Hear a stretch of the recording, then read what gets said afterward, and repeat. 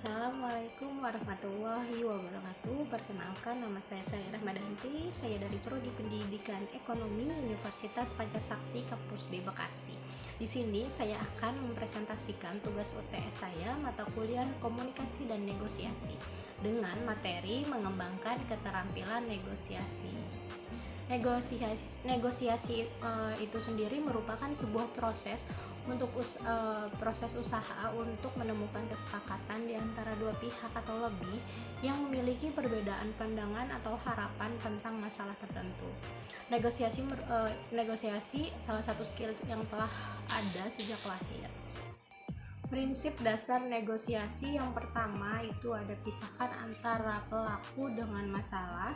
Yang kedua, fokus pada kepentingan. Yang ketiga, ciptakan pilihan untuk hasil yang mutual. Dan yang terakhir, tekankan pada kriteria yang bersifat objektif.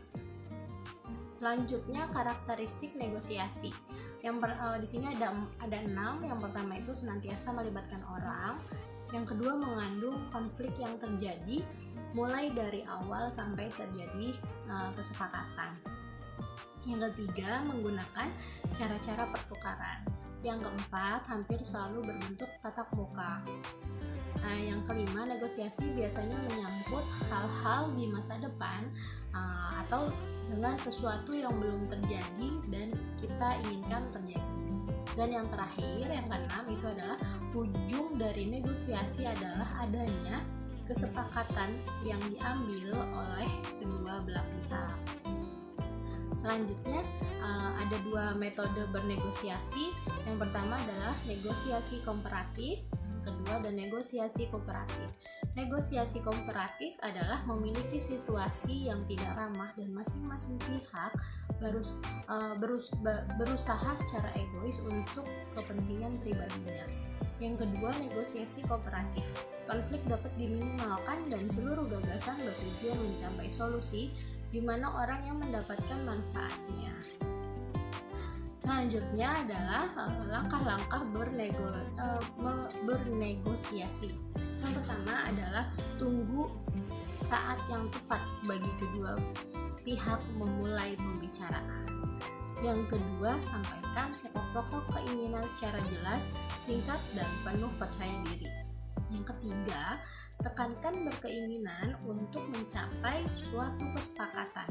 Yang keempat, sediakan ruang untuk manuver atau tawar-menawar dalam bernegosiasi. Yang kelima, apa yang harus mereka berikan sebagai kompensasi dari apa yang akan kita berikan. Yang keenam, yang terakhir adalah mendengarkan dengan efektif apa yang ditawarkan atau yang menjadi tuntutan pihak lain. Selanjutnya, keterampilan dalam bernegosiasi. Yang pertama adalah kemampuan beradaptasi.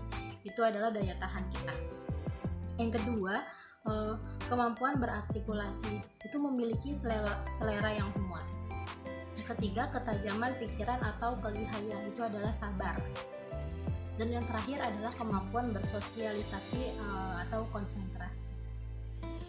Selanjutnya, pendekatan negosiasi ada soft bargaining dan hard bargaining. Soft bargaining itu melibatkan bentuk negosiasi yang menitik beratkan pada posisi atau menang kalahnya dibandingkan kepentingan dari diadakannya negosiasi itu sendiri. Dan hard bargainingnya, pendekatan semacam ini sangatlah bersifat kompetitif dengan melihat kemenangan sebagai satu-satunya tujuan akhir. Bagi beberapa orang pakar, perundingan kelas ini memandang lawan bicara mereka sebagai saingan. Selanjutnya, negosiasi yang berhasil. Di sini ada tujuan dan keinginan kita, Anda. Ada tujuan keinginan klien. Terjadilah sebuah kesepakatan. Selidiki keinginan lawan bicara Anda dan berusaha untuk mempertemukannya dengan keinginan Anda sendiri tanpa menghilangkan atau mengubah tujuan Anda. Selanjutnya, hambatan dalam bernegosiasi. Yang pertama ada experience atau pengalaman. Selanjutnya ada 3 hambatan dalam bernegosiasi. Yang pertama adalah experience atau pengalaman, yang kedua belajarlah untuk menuntut, dan yang ketiga adalah kekeliruan memilih orang yang tepat. Yang pertama, experience. Kurangnya pengalaman adalah salah satu faktor penyebab kegagalan atau kekalahan kita dalam melakukan negosiasi. Yang kedua adalah belajar untuk menuntut. Cobalah untuk sesekali kita menuntut lebih demi kebaikan diri kita, tapi dengan catatan kita juga telah memberikan kontribusi yang sebanding dengan apa yang akan kita tuntut. Dan yang terakhir adalah kekeliruan memilih orang yang tepat. Seorang pembisnis yang ulung akan sangat cermat dalam memilih siapa orang yang pantas maju untuk negosiasi dengan kliennya. Selanjutnya, negosiasi melalui email. Banyak negosiasi dalam bisnis dewasa ini dilakukan melalui email, sebuah proses yang memiliki keunggulan sekaligus kekurangan dan diperlukan penanganan yang hati-hati agar bisa berjalan dengan baik. Selanjutnya, bernegosiasi lintas budaya.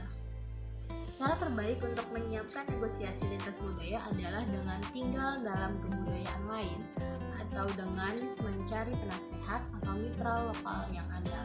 Perencanaan dan perhatian yang cermat akan memberikan hasil yang setimpal.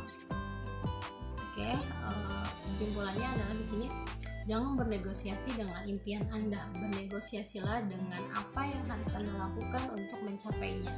Apapun yang Anda impikan, mungkinlah.